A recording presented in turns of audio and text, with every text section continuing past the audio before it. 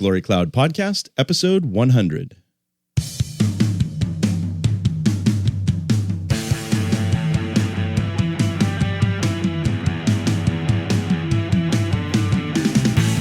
Well, stay tuned for something really exciting this week.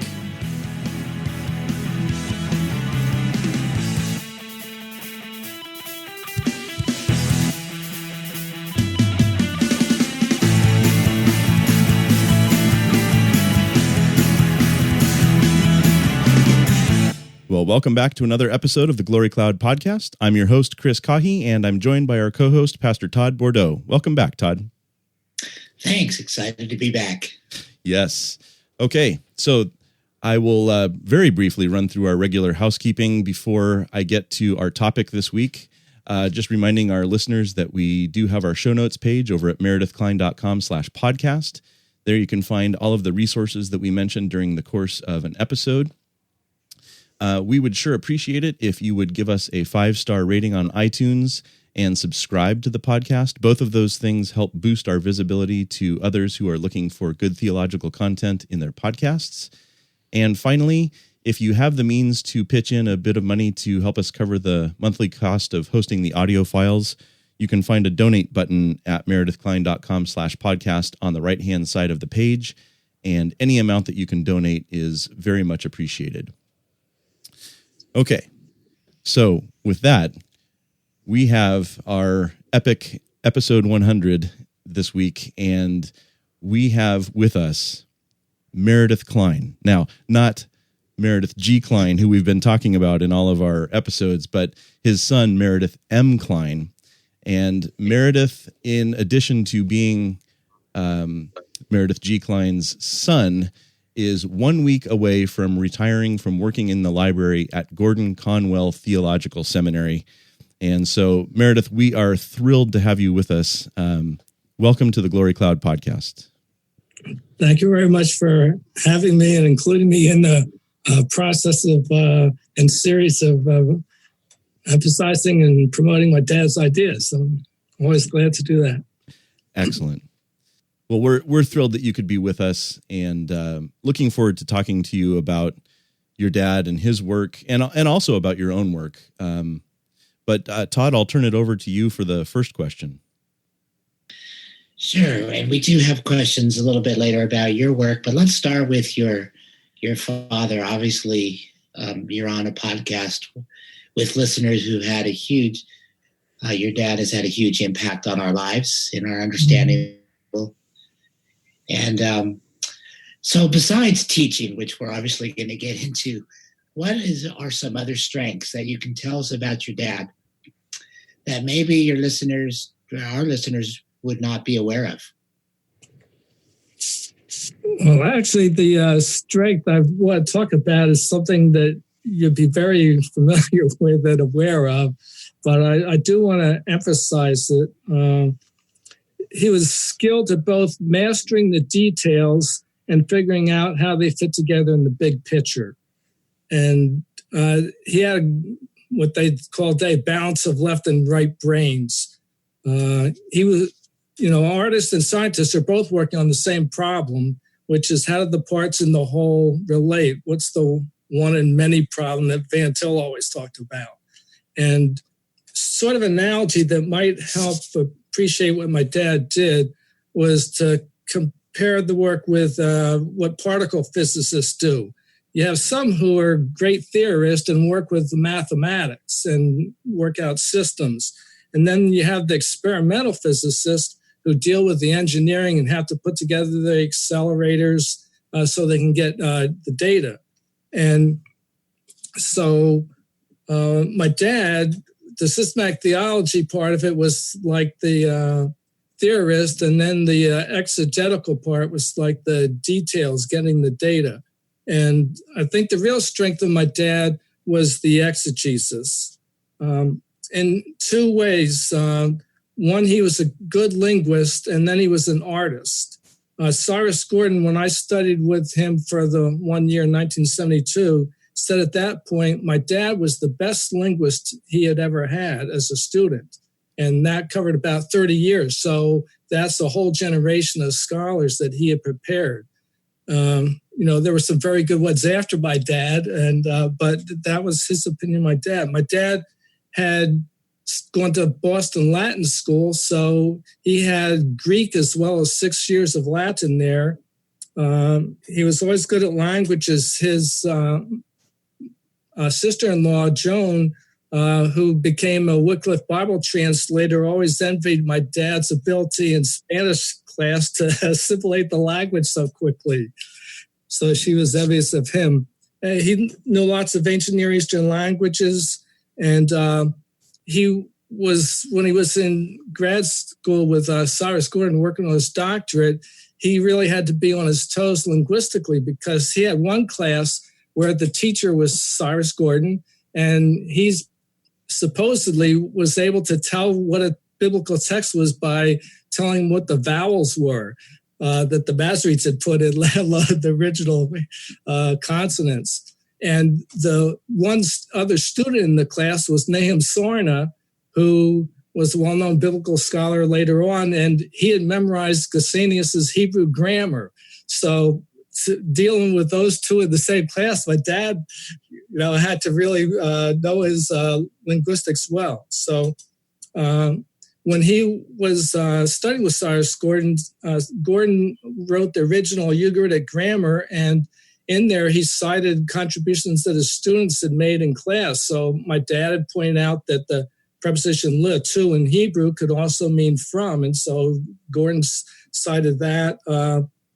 My dad's dissertation on the Chabiru involved showing that term, which referred to a group of mercenaries who were in the Palestinian area in those days, did not correspond to the word Hebrew in language, as many other scholars had proposed. And so Cyrus Gordon was appreciative of my dad's linguistic skills, and so that's probably the basis for his comment. And it's evident throughout my dad's career where the linguistic element was important, so that in the article on Hover or Cover Over, he took the term Pesach and related to Egyptian language, which he had studied with Cyrus Gordon, and he actually taught once in a while at Westminster, Philadelphia. Also, he wrote the article on Abraham's Amen, which had to do with how you translate Hebrew forms in the Hiphil, and his work on Har Magedon with the etymology of the word for assembly there, so the mountain of assembly. And so, linguistics was one of his strengths. And a humorous aspect of it was that one time he taught a course at Gordon Conwell on the book of Daniel. This was a 1-month January kind of course. And he just assumed as the students went along during the month that they'd be able to learn Aramaic as part of the course. So he sort of assumed everybody else had his linguistic abilities, which was disconcerting to the students, obviously. Well, I remember, Chris probably remembers this, one of our finals in his class. He would walk in, and this was different than any other final, and he would write a passage in Hebrew on the board, turn to us and say, parse everything you see and write a commentary. You have 3 hours, and then leave. Oh, he progressed. When I was a student, he didn't ask us those kinds of difficult questions. So, well, anyway, yeah, he was very good as a linguist. I think that was his greatest strength in a way. But also when he did exegesis, he had artistic skills. He perceived the patterns of arrangement in the text, the repetition of items, some going in the same order, some in the reverse order. And so that was just part of his nature. When he was a student, even in high school, he would take art courses at the Museum of Fine Arts in Boston. And so art was always a large part of his way of perceiving text even. And so the language and the artistry sort of underlay his work, his writings. And it always wasn't on the surface. I think that was one of the features that makes his work difficult to understand. Even though it was his strengths, when he put it into writing, that wasn't always on the surface. So he would have translations of the Bible and of ancient languages that might be original, but in the writing, he wouldn't develop those. It would only be in a limited way. When he was writing, he'd only give you verse numbers. So you'd have to go look up the Hebrew or the English of the translations yourself, which took time, and you forget your train of thought. And also with the artistic patterns, he would describe them, but he may not lay them out graphically in a way that's easy to see. And so I think both of those features contributed to making his works difficult to understand and make us appreciate what you're doing in explaining some of his works in a little more detail as you go along.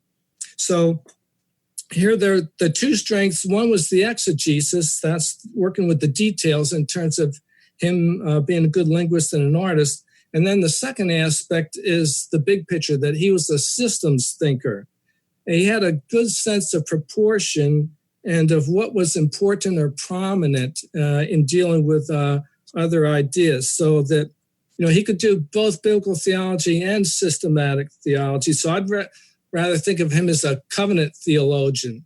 For biblical theology, he was good at noticing literary parallels, analogies. He appreciated typology in the Bible. And he was also good at, because of the artistic aspect, of seeing historical developments. So a lot of the things that people appreciate in Voss, he was good at that. But also for systematic theology, he had logical ability. He could develop cogent arguments, and his materials were tightly organized. So if you look at Kingdom Prologue, you can spend a lot of time just in the table of contents, because it shows how his thought is really structured. And it's very helpful as you're reading through the book. So that's the sort of thing he might have gotten from Van Til or appreciated Van Til. So that in things like noting the parallels, how's the Bible hang together as a literary unit? How do motifs or types or topics or themes resonate throughout the rest of the Bible? And so just as ideas about how do you relate Adam 1 and Adam 2 in their covenantal task of defeating the dragon, his abilities to notice similarities between ancient Near Eastern treaties and biblical covenants like the Book of Deuteronomy. So he was very good at seeing literary parallels. Logical arguments are evident in some of his articles, like a discussion of the first and second resurrection, where he had that interchange with Ramsey Michaels in the 70s, or his discussion of the Sabbath in the last book, God, Heaven, and Armageddon, where he left it till the very end because he knew he'd get in trouble for the arguments. Anyway, he was good at that. But when he would talk to me too, he would say it's important to focus on what he considered to be important. So when it came to dealing with critics and their hypotheses, then, he was working in the tradition of Robert Dick Wilson, O.T. Allison, E.J. Young at Westminster. And so he worked with ancient Near Eastern treaty patterns, and he could see the relationships with the Old Testament, but he also would carry it over to the idea of how you date the Old Testament material. So when he was dating the Book of Deuteronomy, the second millennium, he knew he was encouraging conservative perspectives versus the critical dating in the first millennium BC. And also in his book on canon, where he was disagreeing with critical perspectives on biblical canon. Would know it was important to disagree with dispensationalists when he was teaching his prophets course. So he would always focus on passages where it was helpful or passages that were crucial for supporting a non-millennial position. So he always had these in mind. And then, when he was dealing with theonomy, he knew that was an important issue for ecclesiology. And also, when he got involved in the justification issue at Westminster and Philadelphia, and on that occasion, in the 70s already, he was disconnecting himself from national affairs. But nevertheless, when Kline asked him to come and take part in that discussion, he agreed, and he told me the reason was because he thought the gospel was at stake. So if something was really important to him, then he would participate. But he was very selective, especially as he grew older, as to what he wanted to be engaged with, because he realized his work was biblical scholarship, and he wanted to concentrate on that. Yeah. A third aspect, which ties into both of them, is that he was creative. He could take biblical texts which show or illustrate various principles or concepts or distinctions, but then he could spell them out explicitly in systematic theology kind of language. So that something like Genesis 1-3 that portray the covenantal relationships and elements indicate that there was a covenant there, but even though the text doesn't use the treaty terminology itself in those chapters. So he was good at seeing those connections. And what he did on the image of the Spirit in that book too, similarly, or analyzing the book of Job as judicial ordeals. So here he had to take material that Cyrus Gordon had worked on about belt wrestling and then tie that in with book of Job and what was going on in the legal disputes between God and Satan and Job. And so that's a very creative thing to do. And also, just something like when he took the 10 Commandments and realized that you had 2 tablets, but in contrast to the traditional understanding, he said both tablets have all 10 commandments. So, that's a creative kind of insight. And so combining that with his skills at exegesis and as a systems thinker, I think is really the strength of my dad. The way I perceive what he did. Yeah, that's fascinating. Let me quickly, and I'll hand it over to Kurt, follow up a bit. And you can be brief if you want, but on a more personal note with your father, just outside of the realm of theology, just as a person, as a father, Christian, what do you appreciate as one of his strengths? Well, he was very generous with the family throughout our lives growing up. It was difficult for him because my mom had psychological issues, emotional issues, and so he had to be somewhat controlling of what we did. And so he might not have been as involved with our lives as our generation maybe is with our kids and grandkids, but he was always very generous in supporting his sons' families, and so we really appreciated that. I was wondering who some of your father's most influential professors were. Right, so I'll focus on 3. E.J. Young would be the first one, and here more for professional reasons. E.J. Young was really a mentor to my dad.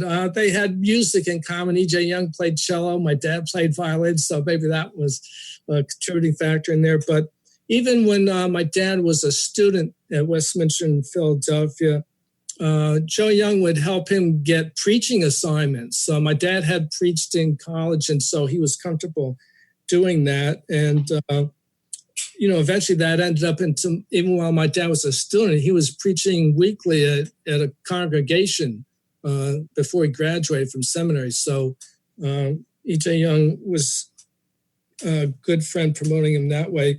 Also, Dr. Young directed my dad to study with Cyrus Gordon. Joe Young had studied with him, and he would direct students to Gordon because he would mentor conservative evangelical students without requiring them to go along with a lot of critical thinking, even though he himself might personally end up that way.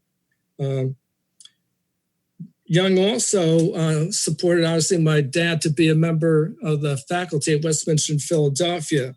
And that was after my dad graduated from Westminster. He had a pastorate in Ringo's, New Jersey for 3 years. And so during that whole time, the Young family even would come visit us in Ringo's and have family get-togethers. But also, Joe Young would work with my dad and helping him discuss, I guess, about courses he was taking with Cyrus Gordon at the point, and also in terms of bringing him along to teach in the faculty there.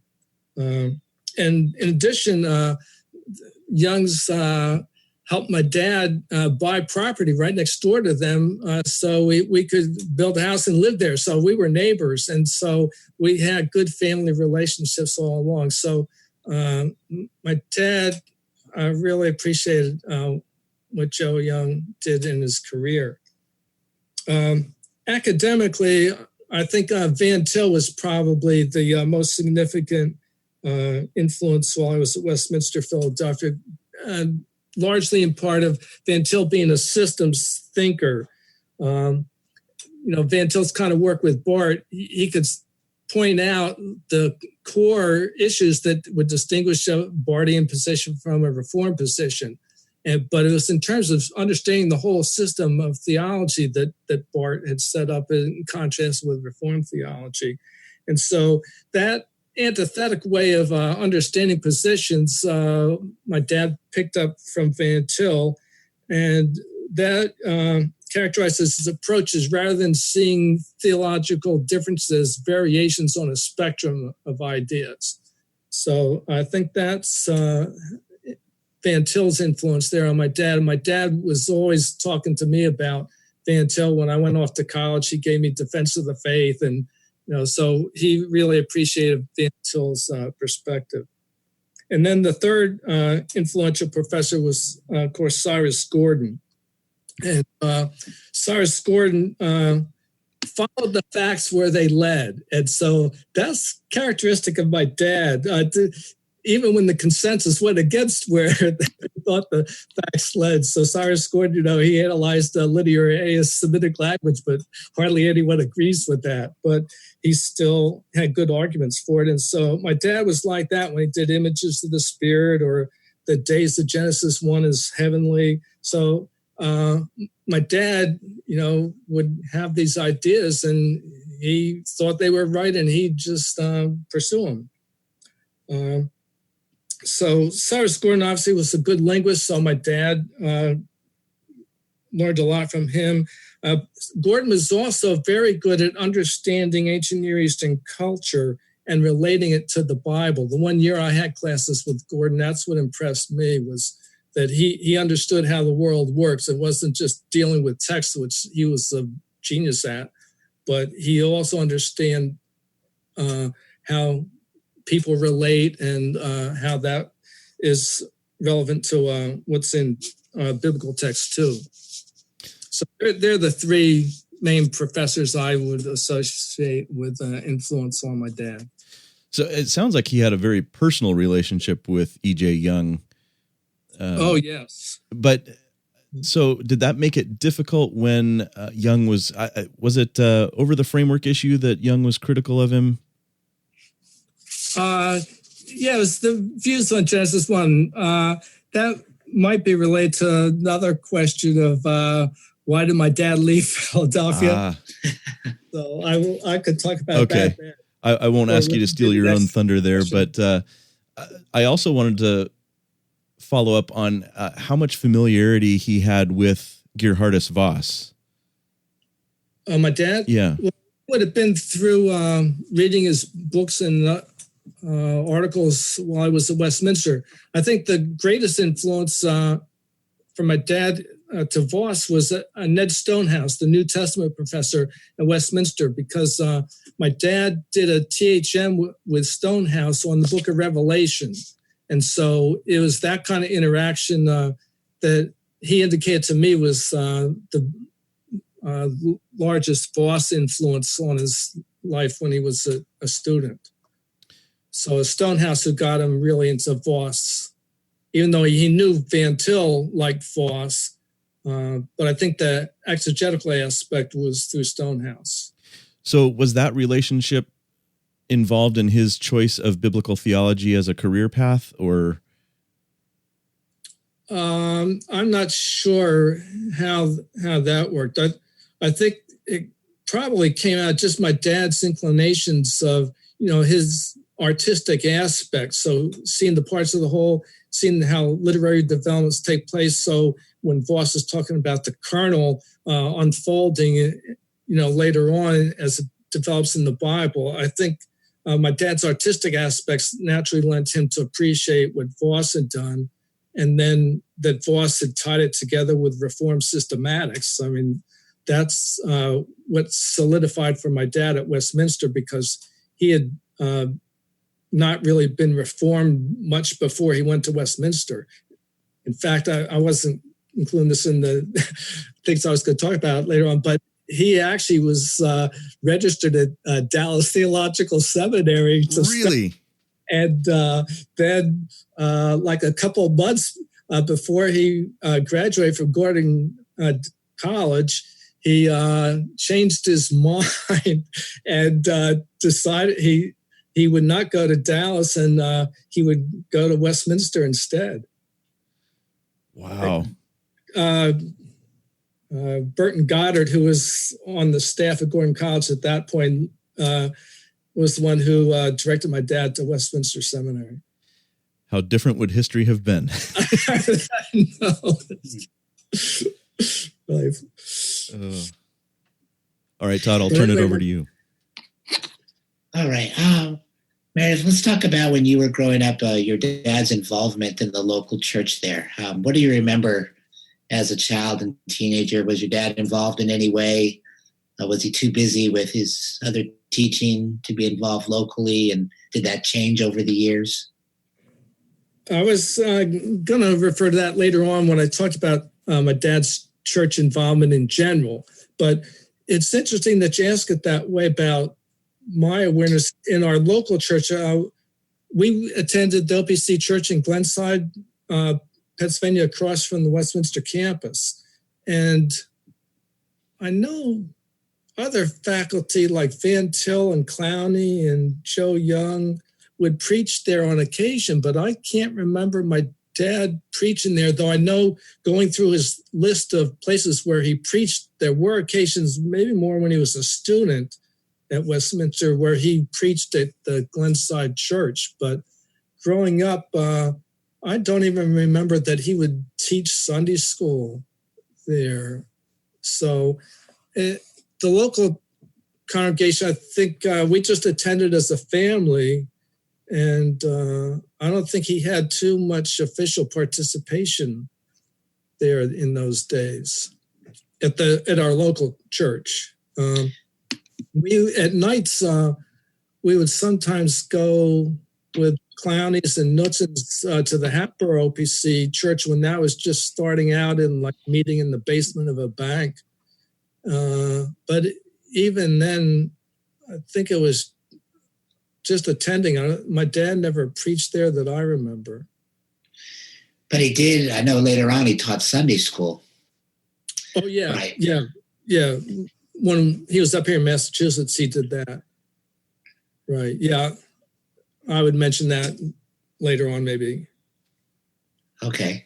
Yeah, I'll talk about his church involvement in a little more detail.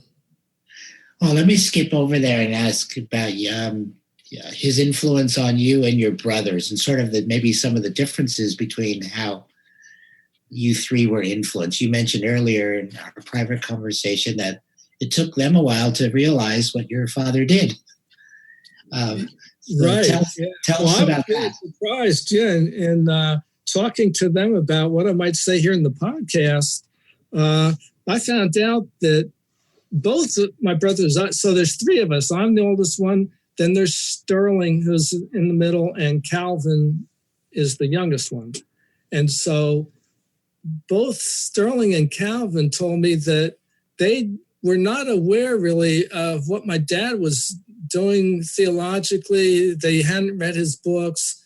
And it wasn't until my dad's funeral that they got interested and started reading his books. Well, when my dad died, we gave everyone in the family copies of my dad's books. And so they started reading them. And so that was really interesting in that way. So my dad's influence on me would have been more in the theological area, but my brothers, it was a different kind of influence. So my brother Sterling is an architect, and so he's a world expert in like pharmaceutical manufacturing architecture.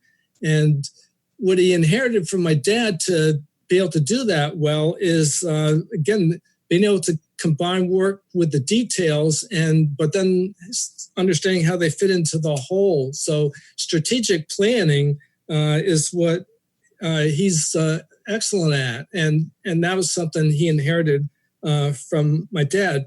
But also, just as my brother's interest in architecture, he got from my dad, because my dad designed our house when we bought the property next to E.J. Young. My dad had some seminary students help him build the house. And Dad, even at one point, I think I mentioned in the funeral oration there that he had ridden on a bulldozer. And I actually haven't found a picture later on of my dad just driving the bulldozer.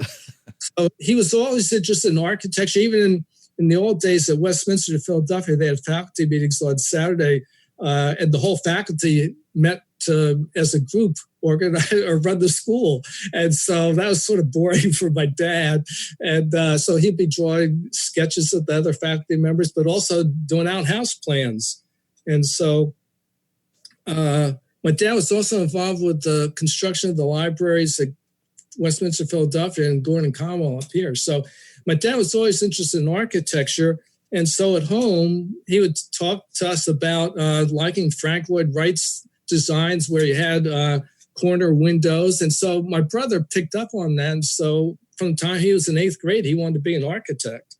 But it's interesting where he said that growing up, he was interested in the STEM, the science, technology, engineering, and math. But he did not like humanities. So obviously he didn't like reading that much. And so he wasn't into my dad's books and theology. And my youngest brother, Calvin, he's a musician. And so he's sort of like Charles Ives, where he didn't support himself as a musician, but he did it on the side. So he's sung and played in symphonic orchestras. He played trumpet. He's been a church organist for many years. He directs church choirs. And so he really enjoys that. And interesting, my parents always had classical music on the radio. Even so, when we were growing up as kids, that's all we heard. But what impressed my brother Calvin was, he said when he was 4 years old, we went to my dad's PhD graduation ceremony, and they had a little ensemble there, and they really impressed him at 4 years old that this is beautiful. And so after that, he was really a music major all the way through college.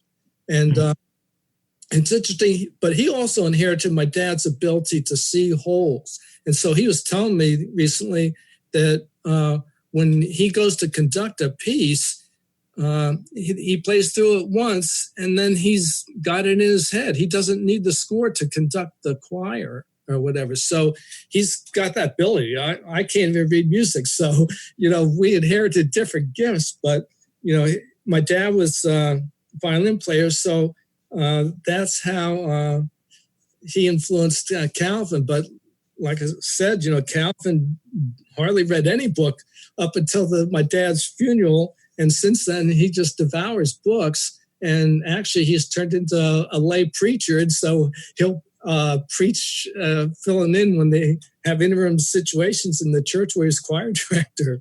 And so, he picked up different qualities of my dad that way. But honestly, for me, somehow my dad, I would talk about theology a lot. So I was always interested in languages. Like I said before we got on, my dad tried to teach me Hebrew when I was 5, and that didn't work. And so I wasn't up to his standards at that point. But later on, when I was in high school, he had me look at some Egyptian. So, I was always interested in what he was working on. And I've on my own research, I'm interested in the architecture of biblical texts, how they're structured and go together with the theology. So I was aware of theological issues from an early age. I mean, I knew there were theological differences. Even when I was in like first grade, I knew that, okay, Presbyterians are different from Roman Catholics. And later on, growing up, my dad might have been OP kind of mentality from those days where you don't associate with the evangelicals in general. So that when I was in high school, there was a Bible club and there were good evangelicals in there, but my dad didn't want me attending that because they weren't Reformed. And so anyway, that gives an indication of how I was aware of the theological issues. When I was in high school, one of my classmates was from the family that took the case to the Supreme Court about prayer in the public schools. And so, we were always discussing those issues. And so I knew my dad was going out to speak to other Christians and saying, well, in this case, the atheists are correct and things like that. So we were always having those kinds of discussions. And I just sort of assumed my brothers were aware of it too, but it turns out they weren't. And so I got early on. And so even when I was in high school, then there was an occasion where I was teaching our high school youth group basics of Treaty of the Great King, all the treaty patterns there and how it related to Deuteronomy. So I always had those relationships with my dad and similar interests that way. I think the majority of us have very different memories of youth group than yours. Well, I used to joke that maybe when my dad died, I mentioned that, it seemed normal to us that when we would have a little Bible reading or devotion after suppers once in a while, that didn't everybody have discussions about covenant theology? And so that's just the environment I grew up in. And to me, that seemed normal. So get into biblical theology. Okay. So you indicated earlier in something that you said that his decision to leave Westminster Seminary in Philadelphia was not simply that, he got another job offer, but there was a bit more to it. Could you tell us why he left? Well, the job offer was actually a big part, but I mentioned that my dad was somewhat of a controller, and so the big thing that he communicated to me was that he wanted to lead an Old Testament department.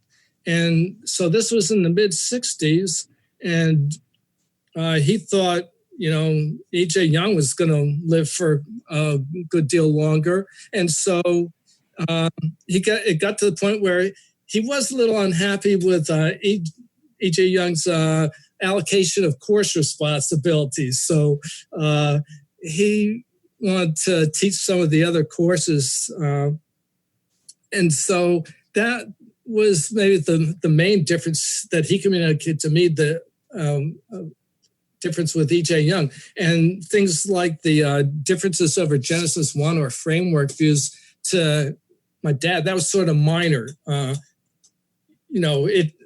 Disputes like that didn't bother him at all. My dad was always sort of thick-skinned, so if there were disagreements, he would speak up his opinion and not really be too concerned about what people might think of his opinions and ideas. That's related to, like I said with Cyrus Gordon, you follow the ideas where they go, and if you think you're right, then you stick to your guns. And so that's what my dad did, and he did not see that as a big factor, at least when he was talking to me about why I left Westminster. So like you say, he did get that opportunity. So at Gordon Divinity School, the dean was David Kerr, and Dave Kerr and my dad had been students together at Westminster, so they had good relationship. Dave Kerr taught Old Testament, and so he invited my dad to come up to Gordon Divinity School, which was related to Gordon College, where my dad had been a student. And so my dad was familiar with the people there. There were other Westminster grads on the faculty, Bill Lane, Mike Ramsey Michaels, and so on. So there were a lot of Westminster connections too. So he would have felt comfortable there. He actually, at the last minute, almost declined the offer, and they had to call him up on the phone and really turn the screws on, I guess, to get my dad to go. So it had to be on his conditions, I guess. But a couple other factors that he told me that wouldn't be apparent to people is that he was a little concerned about the selection of Clowney as the president of Westminster. And that happened in like 63. I think Stonehouse died in 62, so he lost one of his best friends there. And what he was concerned with about Clowney, he was very surprised that Clowney got selected. And, you know, they had a lot in common about biblical theology. They were always having a discussion together. Clowney would pick up my dad, and they'd drive to seminary together and have all these biblical theological discussions and whatnot. But my dad was old school Presbyterian, and Clowney had sided with Clark on the Van Til Clark dispute. And so an undercurrent in that dispute was the difference between old school and new school Presbyterians.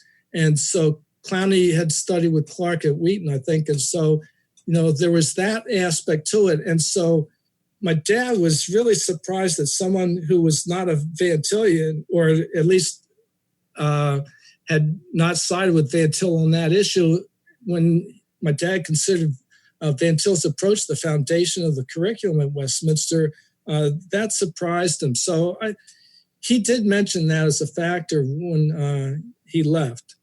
I think very important would have been family considerations. My dad grew up in Dorchester, which is part of Boston, and his parents were living there, and they were at retirement age. And so my dad wanted to help them. And so coming up here, and his sister also lived in the area. My mom was a little unsettled in Philadelphia. She was uncomfortable with being in that environment. I think she felt a little pressured and stressed from relating to people on the faculty. And so Boston was home, and so I think my dad thought she might be more comfortable here. And also, my brother Sterling and I were also attending college in Boston at that point. So there were a lot of family reasons. And then a final one would be just my dad's personal love of New England. I mean, he loved evergreen trees. There weren't as many in Philadelphia. And when we would drive up to visit family, every time we crossed the border from Connecticut to Massachusetts, he would let out a yelp because he just loved being in New England. He liked, when he was a counselor during college days, he would be taking kids climbing up Mount Washington with all the trees and whatnot. And we live in the house he bought here in Massachusetts. He planted all these little evergreen trees. They were like 1 foot high when he got some cheap ones and planted them in the yard. Now they're 30, 40 feet high. We have to worry about them falling on the house. But he just loved being in the woods. And so New England was home to my parents. And so they were all the factors why he left Westminster. I mean, he's always felt Westminster's where his heart was. And so it was more the personal family reasons, I think, that brought him up here. So did his work at Gordon Conwell Theological Seminary influence your decision to work there, or what's the connection? Well, because my dad was teaching here, when I went to seminary, I came here to Gordon Conwell before I went down to Westminster to do a THM.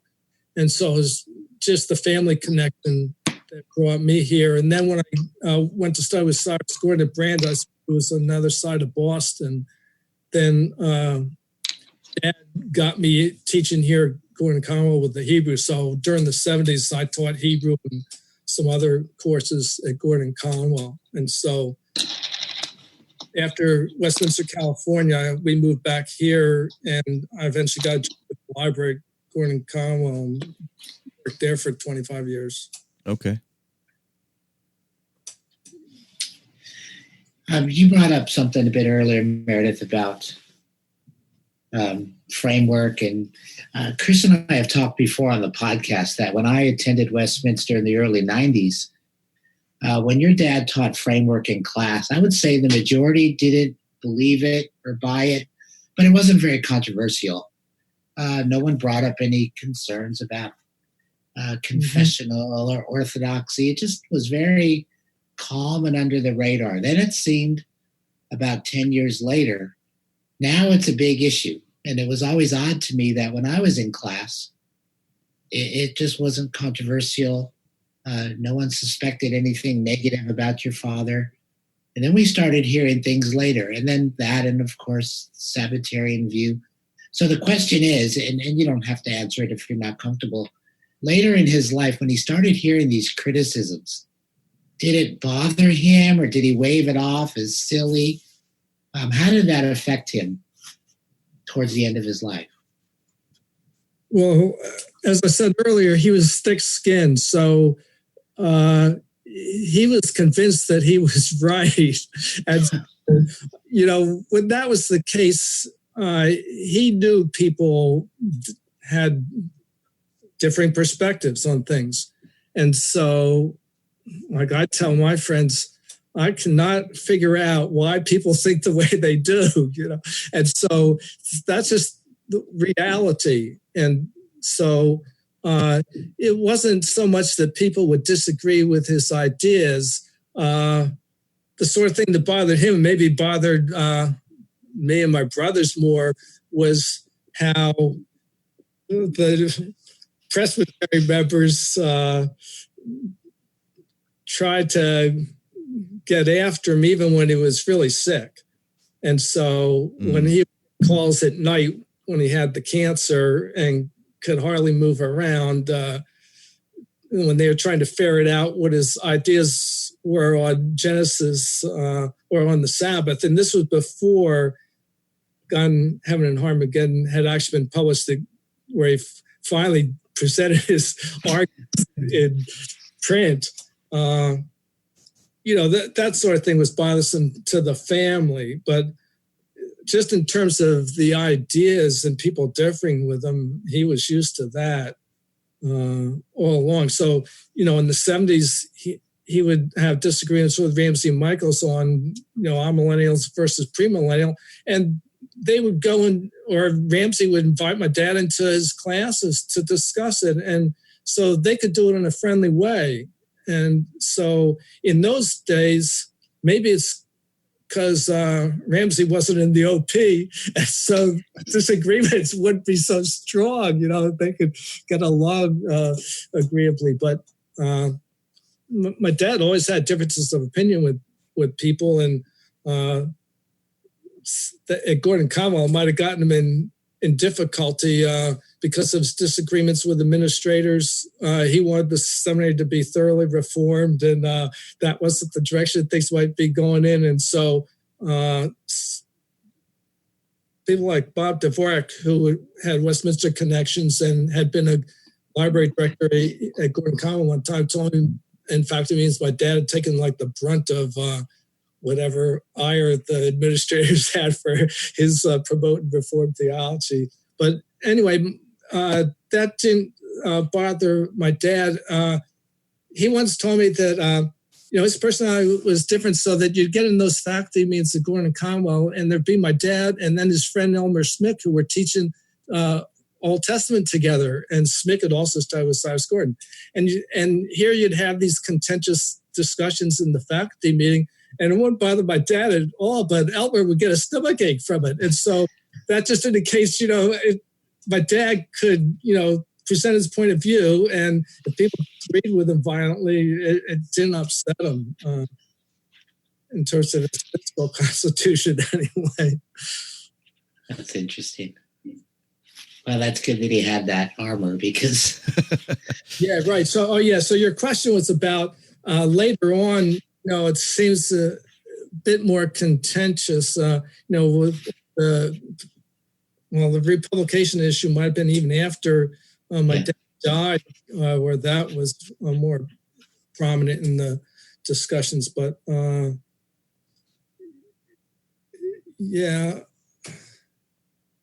don't think when his age affected how he thought about people's differing with him.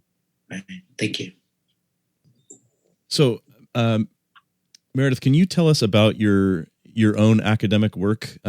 We've focused so far on your dad, but you've mentioned teaching at Gordon Conwell. So, can you fill in some of that for us?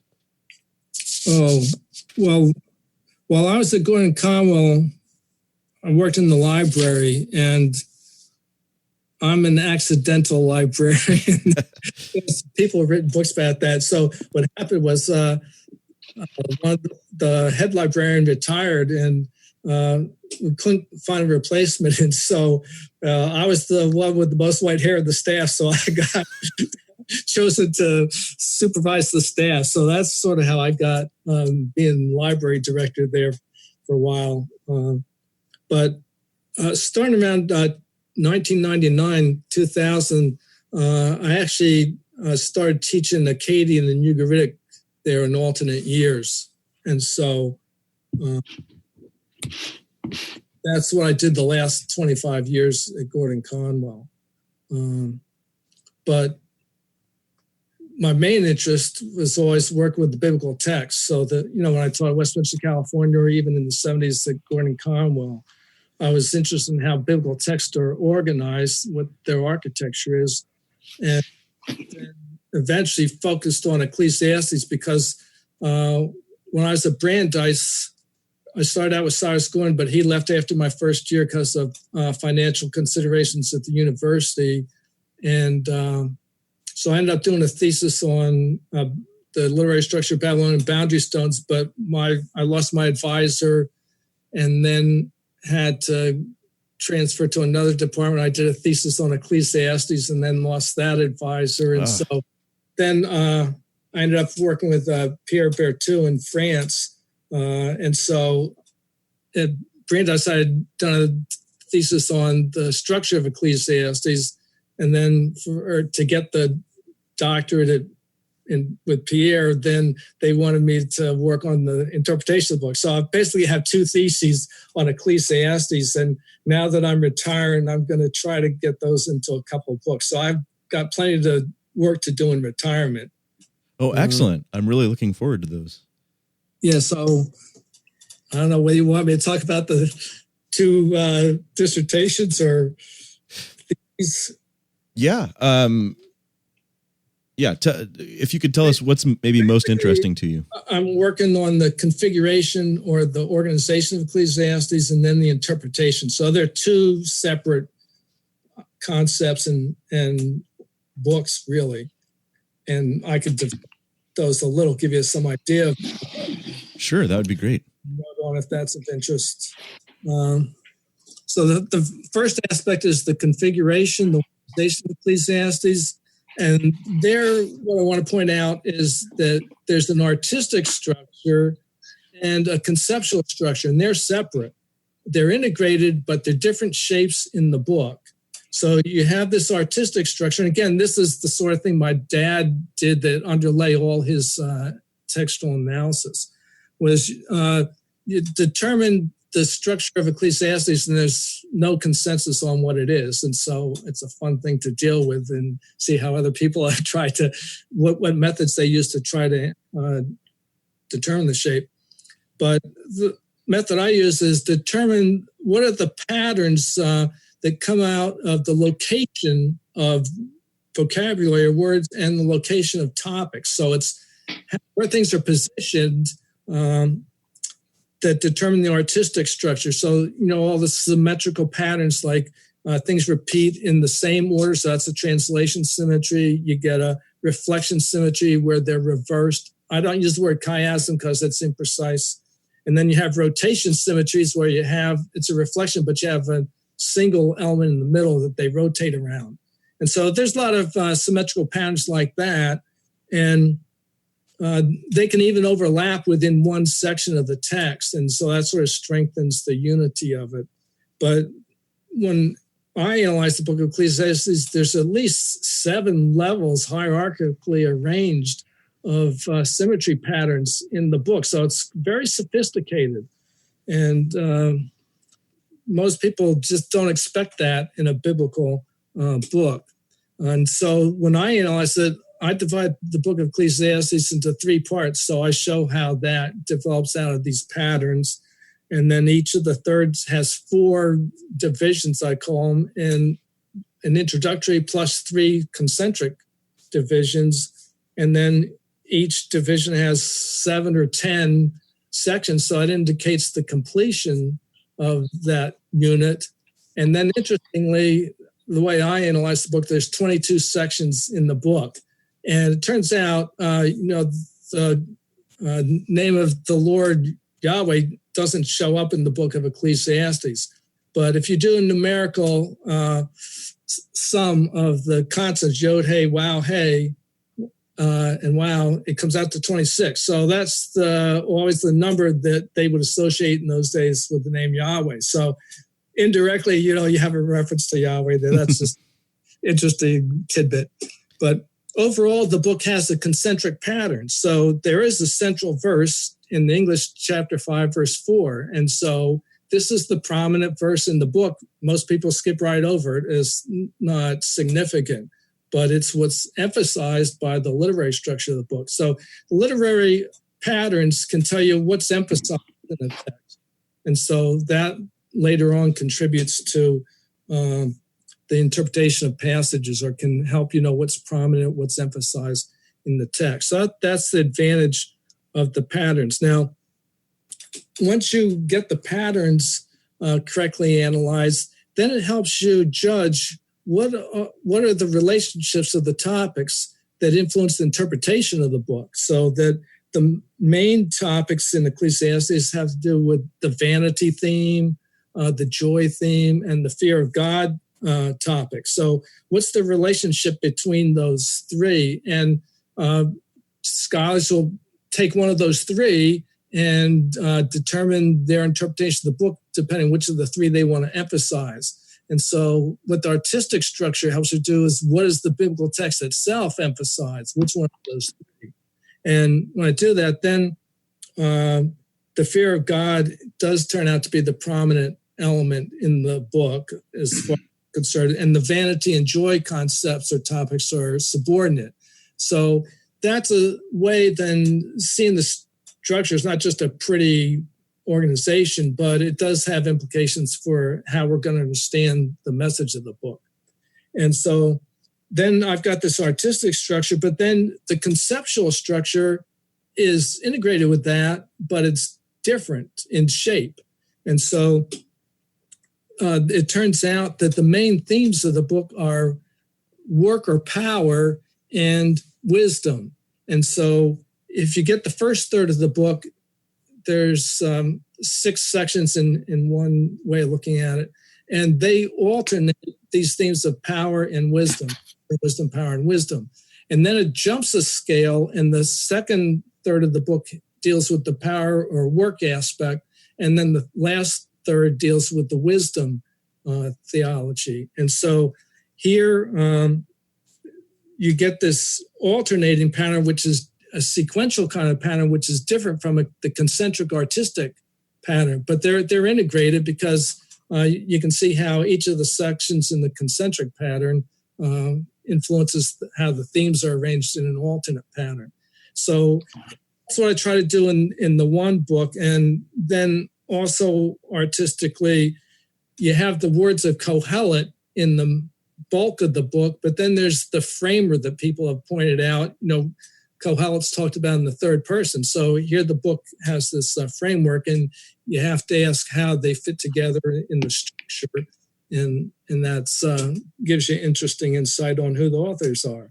But anyway, that's the artistic way of looking at the book. Then the second is the interpretation of Ecclesiastes. So that's what I deal with in terms of those 3 main concepts. So there's negative, positive, and piety emphases.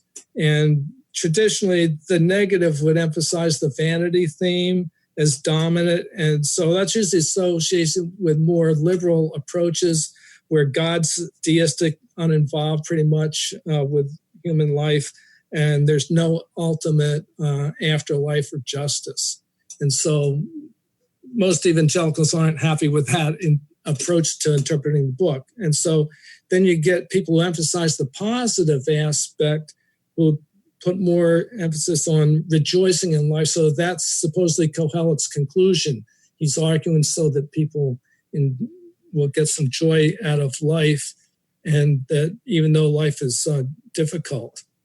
And then more evangelical emphasis on fearing God's the third approach. And here the popular evangelical view is that the vanity concept is the view of an unbeliever, and that the joy and the fearing God are the perspective of a believer, so that if you fear God, then you can experience some kind of heavenly joy in life. So that's the most popular interpretation of the book.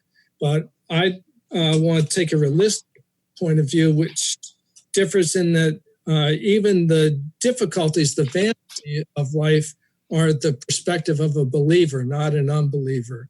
And so here, the way I translate chapter 5, verse 7 in the English numbering is that life's difficult because of the common curse, because of human folly and sin, and also because of demonic influences. And that's because the last part is, how do you translate the phrase vanity of vanity? It's hevel hevelim in the Hebrew, and the hevelim is in the Bible refers to idols. And so the way I understand it is this is vanity that results because of demonic influence ultimately.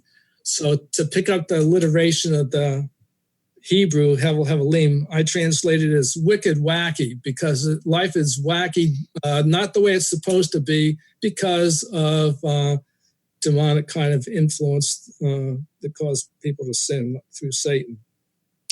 Then the joy in Ecclesiastes is common blessing. So here's common grace in Ecclesiastes. And then the fearing God, I would take as being thankfully obedient as the result of salvation by grace. So that if you take 5:1-7, that's the artistic center of the book. And the point there is that you're supposed to pay your vows. In other words, you've asked God to deliver you from something dreadful, barrenness, military opposition. And so then God's delivered you, and what's your response supposed to be? Well, pay your vows, be thankful to God, and give him what you promised. And so you're being thankful for God's grace. And something else which normally isn't emphasized about the grace theme is the way I translate chapter 12, verse 11 is a little different. Normally it's talking about things that are given by the one shepherd, who conservatives are going to understand as reference to God. And normally it's the reference to what is given by God is understood to be the words of the wise. And so it's talking about the scriptures. But that's not correct, in my opinion. What it's saying is, throughout the book, the question is, how does someone be righteous? How does someone wise? Because it's always talking about the righteous person and the wise person, even though it says they're none righteous in 7:20. But it assumes that there are righteous people. And so how can that be? And I think the point of chapter 12, verse 11 is not that God gives words of the wise, but God is the one who gives righteousness and gives wisdom. And so God's the one who graciously makes people righteous and wise. So I think that's actually the point of the book of Ecclesiastes, and not the last verse is not the final word.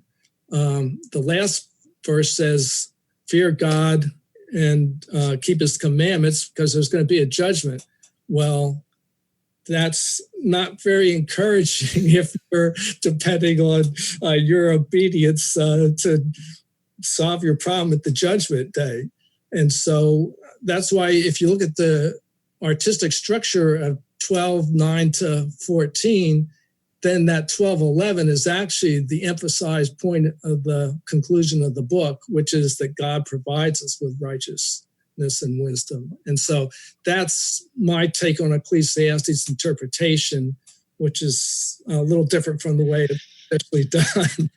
But I think that ends up then with hopefully larger emphasis on grace. And then I try to tie that in with my dad's side cultural mandate. And so, when, especially with the discussions going on these days with the neo-Calvinists not being happy with the Westminster, California people, but the way we should understand the purpose of the cultural mandate, the way my dad would describe it to me, was the purpose was to produce ever-living humans who would ultimately be glorified. And so sin of Adam and the subsequent death destroyed all that. And that's what the book of Ecclesiastes is about. Death is the focus in the book, or an emphasis. And so it's saying here we're living under this curse. And so death really destroyed the original cultural mandate. Everything's vanity under the sun. But the Great Commission is to produce those ever-living people who are going to be glorified.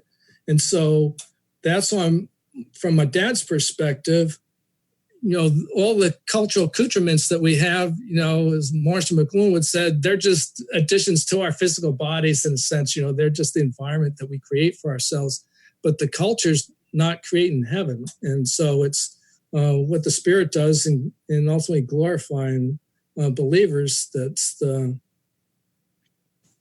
point that the church should be emphasized. And so hopefully Ecclesiastes contributes to that understanding. Wow. Of perspectives.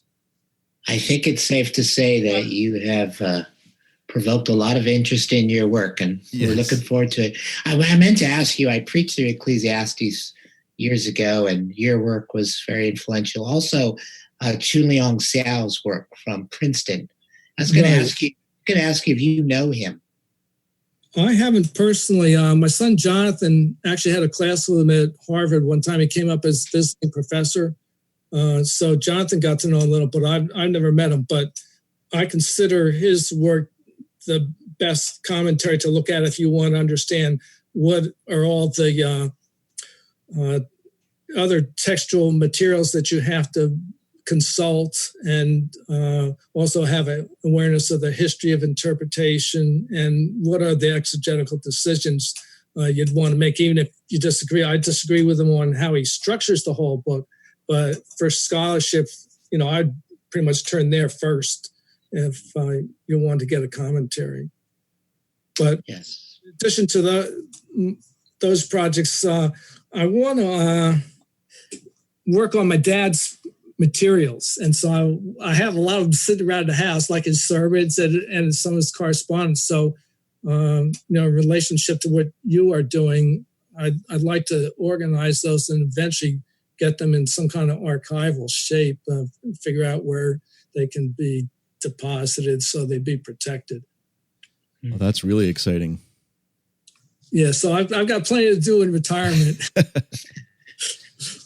Did you want to talk a little, going back to my dad, about his church activity? Because we sort of skipped over that. If you're interested in it, I could say more. Depends on how your time's going.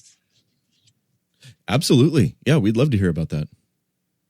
Okay, because you asked what his church involvement was when I was growing up. And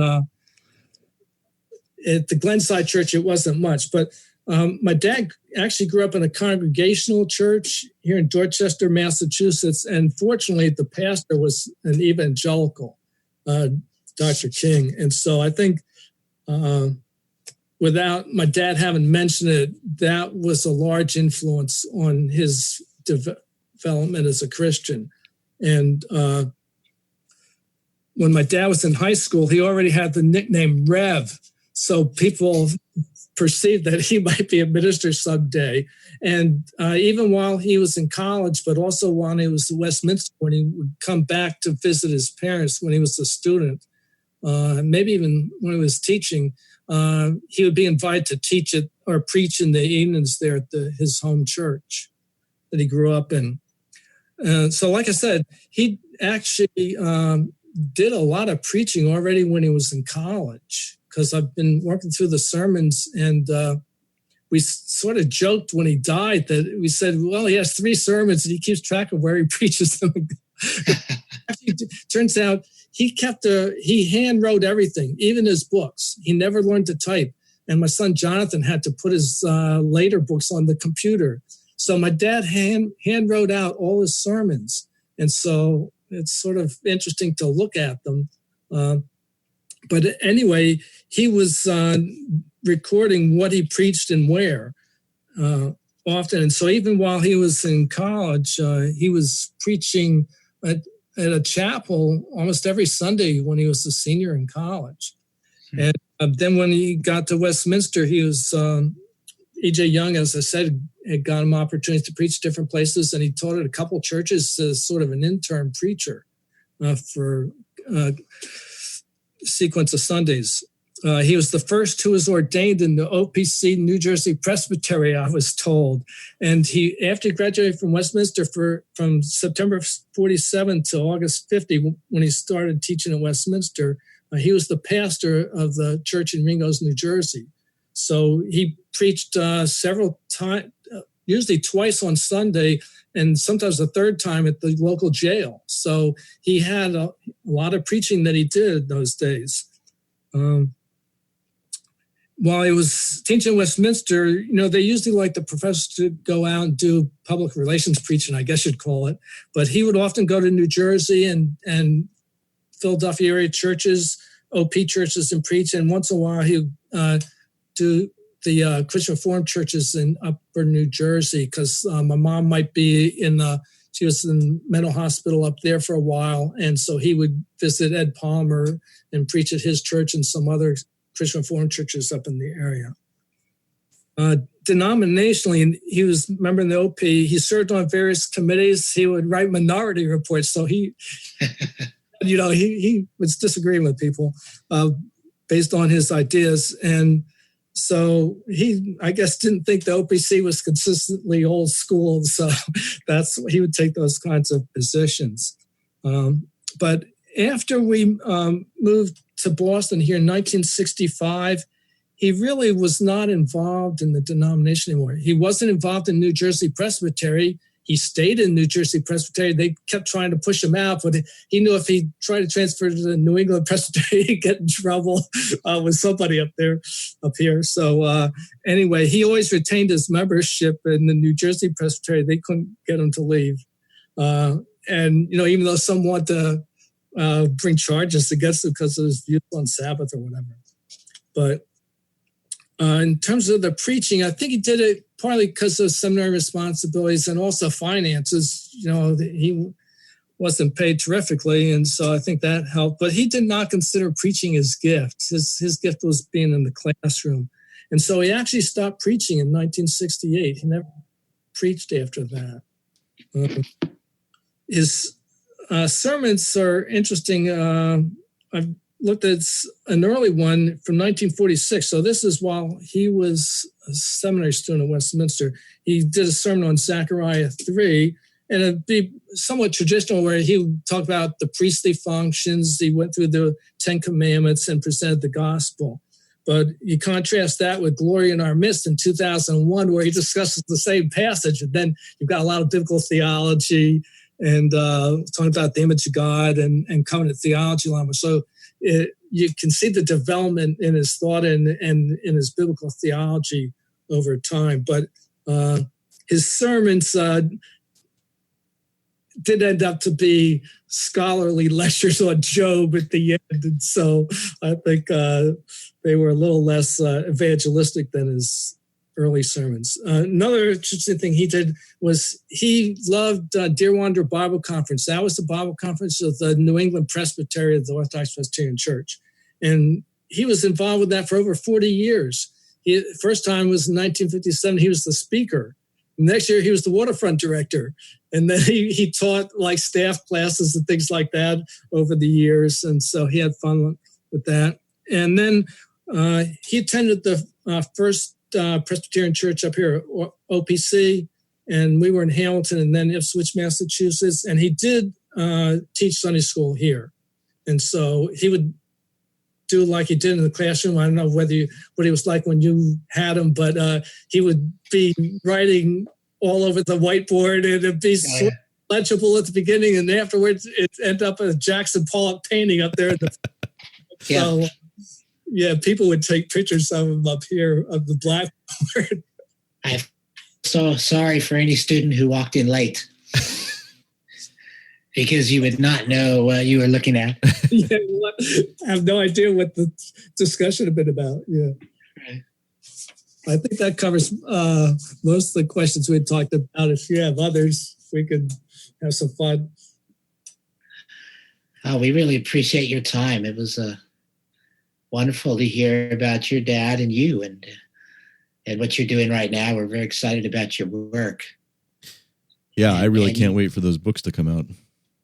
Yeah, well, I've enjoyed this time, and I'm always glad and appreciative of what you're doing. And I've come to realize that my dad's books really aren't promoted. Like, while I was preparing here, I went and I checked on the American Theological Library Association database, where they have listed all the materials in a lot of theological journals.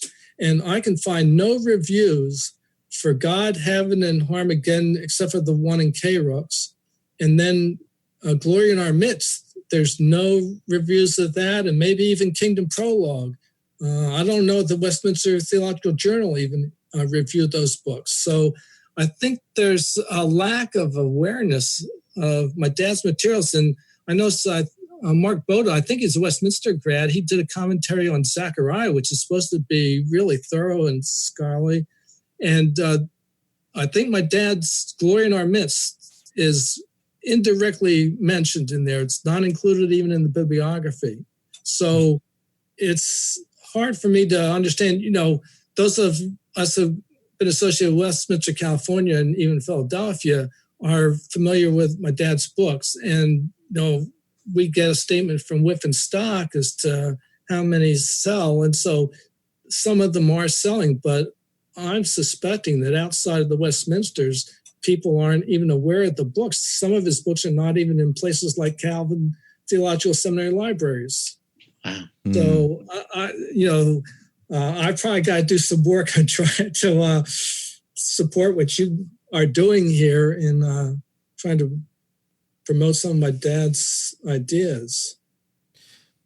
And vice versa. I mean, if there's anything that we can do in terms of helping to get those books in libraries or other places that you think they ought to be, maybe we can partner on that.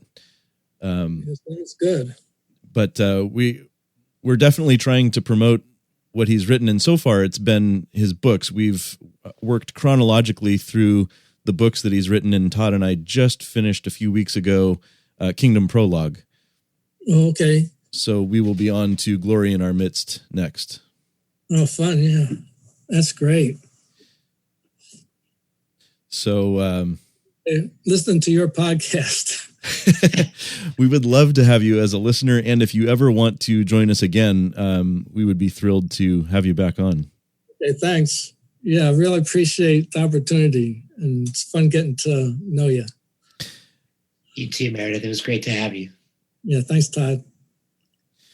All right, everyone. Well, hope you enjoyed the interview with Meredith M. Kline. And just to let you know, Todd and I will be taking the next few weeks off. I will be posting some lectures that I did for the conference in New Zealand over the course of the holiday weeks. So hope you'll continue to listen even to those. And Todd and I will be back in early 2019. You can email us your thoughts, your questions, your comments at glorycloudpodcast@gmail.com. You can tweet at us. I am at Machen Guy. Todd is at T Bordeaux, and the podcast itself is at Glory Cloud Pod. And you can also join us at the Meredith Kline Facebook group. Just let the admins know that you listen to the podcast, and they can get you added, and we can continue the discussion there.